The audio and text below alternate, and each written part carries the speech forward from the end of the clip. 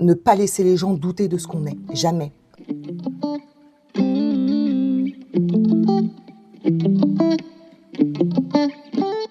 Si tu devais résumer ton rôle de directrice conception chez Access Workplace en une phrase, celle qui ferait tilt, ce serait laquelle? Ah là là là là. Je dirais en avant toute et faut que ça brille. C'est pas mal, ça, faut que ça brille. À quel moment dans ta vie, dans ta carrière, tu t'es dit « Ok, c'est ça que je veux faire ». Il y a eu un déclic, une rencontre, un projet, ça s'est passé comment? Aucun moment, mais quand je regarde en arrière, je pense que je n'aurais jamais fait, je ne saurais pas faire autre chose. C'est-à-dire que tous les jalons de ma vie, moi je suis un peu toujours dans la vie tranquille, je rencontre des gens, je fais des trucs grâce à eux. Et en fait, c'est vraiment la vie, les hasards de la vie qui m'ont amené à ce que je fais. Bien sûr, j'ai fait archi parce que j'avais une petite appétence créa, etc. Mais archi, on peut faire plein de trucs. Et il y a un moment, je sais pas, il y a un moment dans la vie où on se dit « Ok, c'est à peu près le bon chemin. En tout cas, c'est vers là que je me dirige. » Mais il n'y a pas le tilt où on se dit « Oh, Mac, j'ai vu ça à Milano. Oh, Ouais. c'est super. » C'est pas une vocation. Non, c'est pas une vocation, mais avec le recul, c'est là où je dois être. Ok. C'est un peu étrange, mais c'est Non, mais comme pas ça. une vocation, mais une évidence. Ouais, c'est ça. C'est pas mal quand même. Tout le monde peut pas dire ça de son boulot. Et alors, quand tu étais plus jeune, on va même dire enfant, Ouais. est-ce que tu avais la tête dans les plans? Est-ce que tu avais l'envie de créer? Enfin, tu étais une enfant créative? Tu étais comment? Ouais. Ah oui, alors, aux grandes dames de mon frère et ma sœur qui étaient toujours en train de jouer dans le jardin. Moi, j'étais toujours celle qui crayonnait un peu partout. Ma mère, elle me poussait « Va jouer dans le jardin !»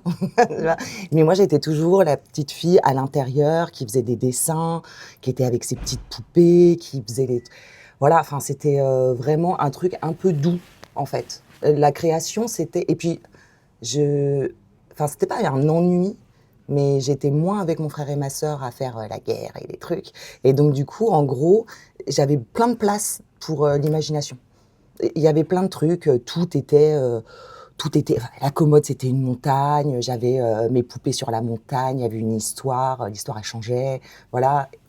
Et du coup, c'était plus ça, c'était plus une petite fille rêveuse, en fait.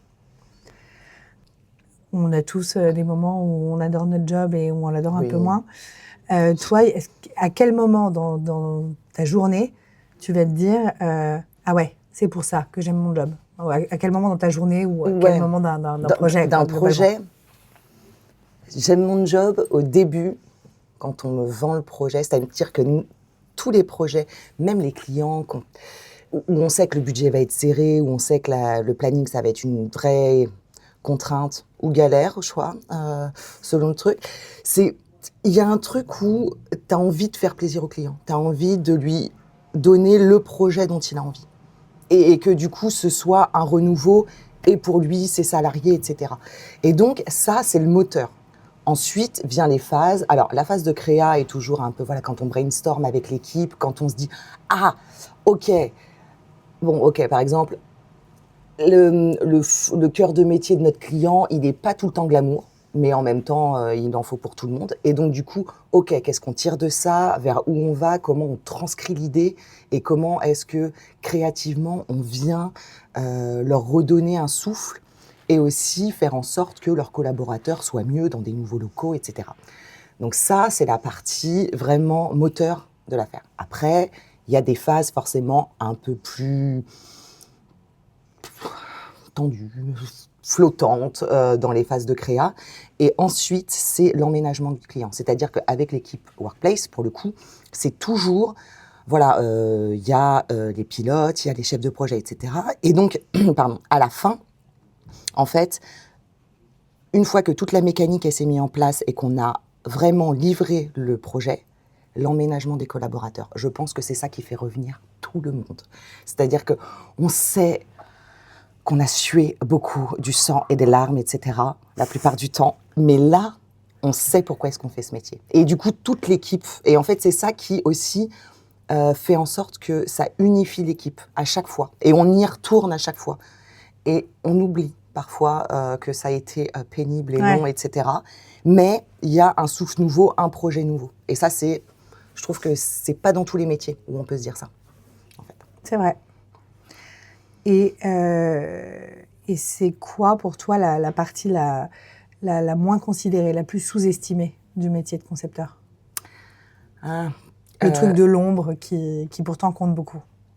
le truc de l'ombre, c'est vraiment faire et défaire les plans inlassablement. C'est-à-dire que quand on répond à un appel d'offres, on transcrit, nous, ce qu'on a senti du projet, etc. On gagne sur, j'aime à croire, la créa et sur le budget. Passe le ré, Ouais. voilà. Mais grosso modo, c'est à peu près ça. Et ensuite, en fait, vu qu'il y a énormément de co-conception avec le client, ce qu'on fait, c'est que du coup, on redéfait, voilà, parce qu'il y a des parties de programme qu'on n'avait pas compris, puisque du coup, forcément, l'appel d'offres, c'est un one-shot, donc, et qu'on n'est pas dans la vie du client. Donc voilà, comprendre comment ces équipes fonctionnent, etc. Revenir sur des plans inlassablement, revenir sur le dessin de tous les agencements. Donc ça, c'est parce qu'en fait, on fait le dessin des agencements, etc. Ensuite, on se dit, ah non, pour des questions de budget, est-ce qu'on ne peut pas simplifier tout en gardant l'esprit? OK. Ensuite, parfois, l'équipe client-projet, elle change, ou des fois, il y a des trucs en interne chez eux. Donc, et on refait et on redéfait. À la fin, pratiquement toujours, ce qu'on avait imaginé au tout début du projet, c'est jamais ce qui est fait. Et c'est pas grave en soi. Le truc, c'est vraiment la partie la plus pénible, c'est de défaire et de se dire ça aurait pu être mieux, mais en même temps, c'est un truc très égoïste parce que du coup, c'est pas notre projet et c'est celui du client. Ouais, bien sûr. Et il y a un truc où à un moment, faut se détacher. T'abandonnes quelque chose. Ouais, exactement. Ouais. Mais du coup, vraiment la plupart du temps, les clients, ils sont contents parce que c'est leur projet. Et ça, faut apprendre avec l'expérience. J'ai beaucoup moins de scrupules à lâcher des choses vraiment où je me suis dit non mais ça ce serait hyper bien pour eux parce qu'en fait avec l'âge je pense qu'on comprend aussi que qui est-on pour décider à la place d'un client? Ouais. On n'est personne en fait et c'est juste de l'ego, donc en fait c'est ça aussi, c'est un truc très archi. Voilà. Et est-ce que tu as un projet qui t'a marqué et qui résumerait vraiment ta manière de bosser ou la manière dont tu aimes bosser? Est-ce qu'il y a un projet un peu phare? Et du coup, chez Workplace, on a le projet, le siège de Biocop qu'on a livré il y a à peine un mois. Et en fait, c'était un projet assez surprenant parce que ce projet, le client, il a jamais mis son grain de sel dans la créa. C'est-à-dire qu'on lui a livré le projet, il a dit banco, c'est ce que je veux. Donc à aucun moment, la créa a été remise en cause. Ce qui, en fait, nous force à nous challenger parce qu'on demande où est le loup et que du coup, quel moment ça va. Voilà, à quel moment d'un coup va y avoir revirement de situation. Et donc du coup, avec les équipes Donia et Léa, on a beaucoup travaillé sur comment on se re-challenge pour aussi proposer, par exemple, peut-être des matériaux qu'on met pas d'habitude sur les endroits où on les voyait pas trop, sur les perspectives, challenger sur les matériaux. Donc du coup, c'est aussi challenger nos prestataires derrière tout ça. Et aussi faire en sorte que le client, il ait un truc upgradé. En tout cas, au niveau des matériaux, lui, je pense qu'il se rend compte de rien, mais nous, c'est notre petite victoire, en fait. Donc voilà. On va parler maintenant d'Access, de culture et d'équipe. Qu'est-ce que tu apprécies le plus dans la culture Access, ce petit truc que tu penses que tu ne trouverais pas ailleurs? Alors, je dirais cette espèce de force du collectif. Il y a un truc chez Access qui, moi, me va bien, c'est-à-dire que cette espèce de constellation d'entrepreneurs réunis au sein d'une même équipe, qui œuvrent tous dans le même sens, et en même temps, on peut se dire, ah, l'entrepreneuriat, c'est toujours un peu égoïste, seul, etc. Mais en fait, pas du tout. Chez Access, je trouve qu'il y a un truc qui se passe au niveau collectif. Tu peux aller demander de l'aide à tout le monde. Déjà, on est tous réunis au même endroit maintenant, donc ce qui est quand même hyper facilitant.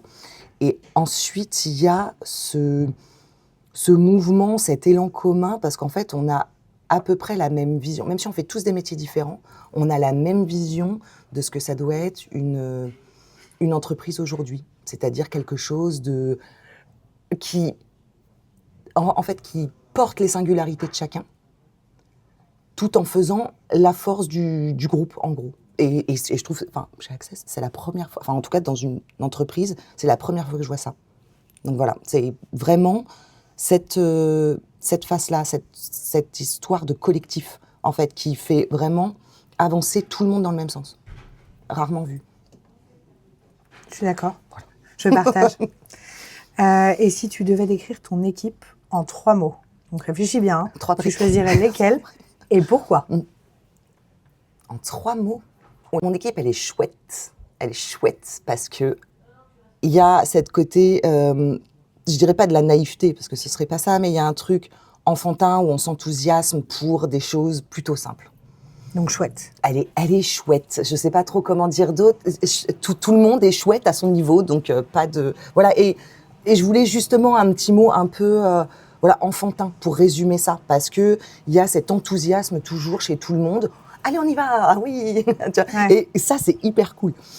Ensuite, ils sont tous compétents à leur niveau, c'est-à-dire qu'on peut tous se reposer les uns sur les autres.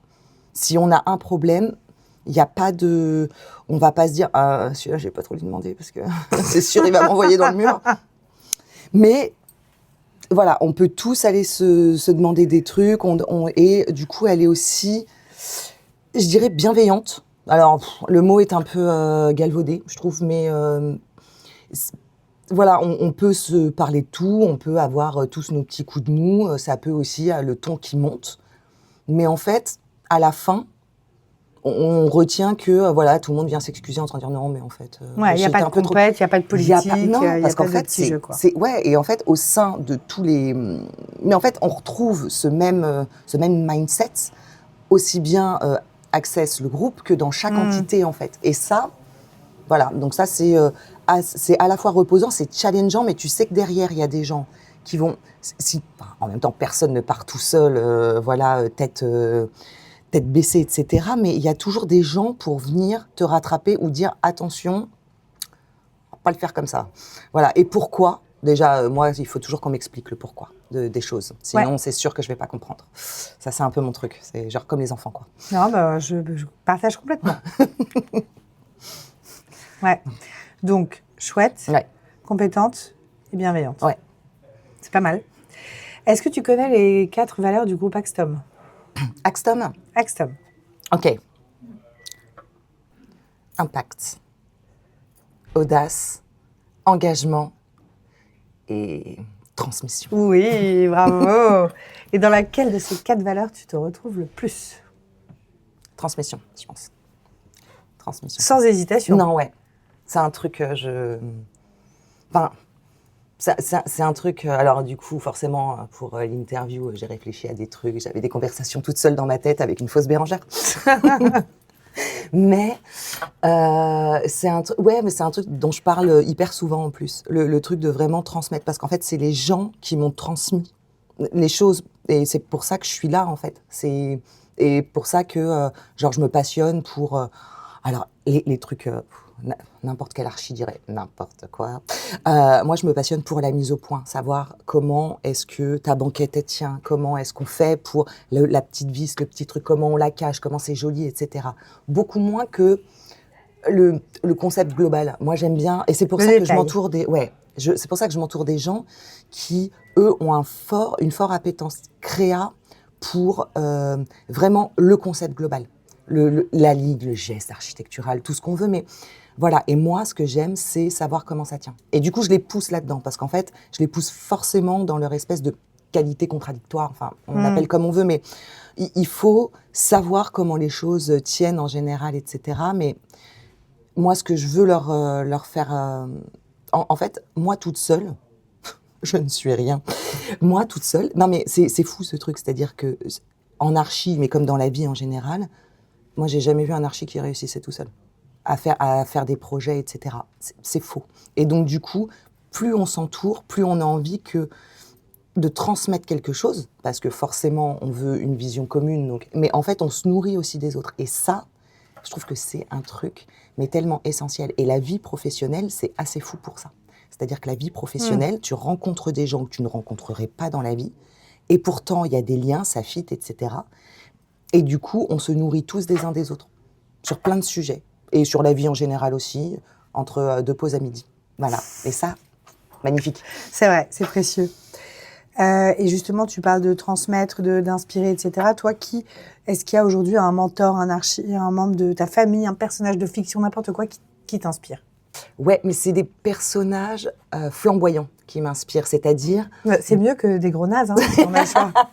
Je suis d'accord. Il y a un truc de l'ordre du kitsch et de la flamboyance que j'adore chez les gens. Les Elton John au piano avec un costume à plumes et à paillettes. Ça, mais en fait, je trouve ça hyper inspirant à plein de niveaux. Dolly Parton. Ah, j'adore. Et je trouve que voilà, faut avoir du panache et faut vraiment briller de mille feux. C'est-à-dire que au-delà de tout, il faut, enfin, s'aimer soi, c'est déjà un vrai combat en général, mais vraiment ne pas laisser les gens douter de ce qu'on est, jamais. Parce qu'en fait, c'est bien trop simple. Et donc, du coup, moi, mon combat, c'est ça, alors, oui, transmettre, mais aussi faire pousser les gens dans tout ce qu'ils ont de plus singulier, vraiment. Et moi, c'est ce qui me plaît chez les gens, de venir un peu faire éclater la coquille et de venir révéler ce que personne d'autre n'a. Et parce qu'en fait, on est tous un peu singuliers, donc forcément. Et c'est ça la force des gens, au sein du collectif, toujours. Toujours. Et ça, c'est magique. Et ben, on va parler encore une fois de réflexion, de transmission. Si tu pouvais te donner un conseil à toi-même, à toi d'il y a 10 ans, oh là là. Tu te dirais quoi? Tu parles trop. Et en même temps, tout le monde le sait et c'est ce qui fait ma force. Et en fait, je dirais continue comme ça. Je regrette pas grand-chose, en fait. Donc, du coup, c'est continue comme ça, continue à être toi. Et en fait, peu importe, tu trouveras toujours les bonnes personnes sur le chemin. Les bonnes personnes, le bon timing. Et je pense que ça, c'est important. Alors, oui, du coup, ce serait fais-toi confiance. Et donc, continue comme t'es et prends les leçons à prendre. Parce qu'en fait, c'est pas juste continuer. C'est que j'ai reçu des leçons de la vie. Et donc, pas de souci. Je sais me remettre en cause sur plein de choses. Mais le truc, c'est de dire, OK, continue vraiment sur ta lancée. Parce qu'il faut croire en toi. Et donc, ça, personne ne le fera jamais pour toi. Ouais. Et c'est tout con. Simple. Ça Peu marche, importe. ça marche. Si tu devais retenir une seule phrase de cet échange, laquelle aimerais-tu laisser derrière toi? Ils sont chouettes. C'est pas mal.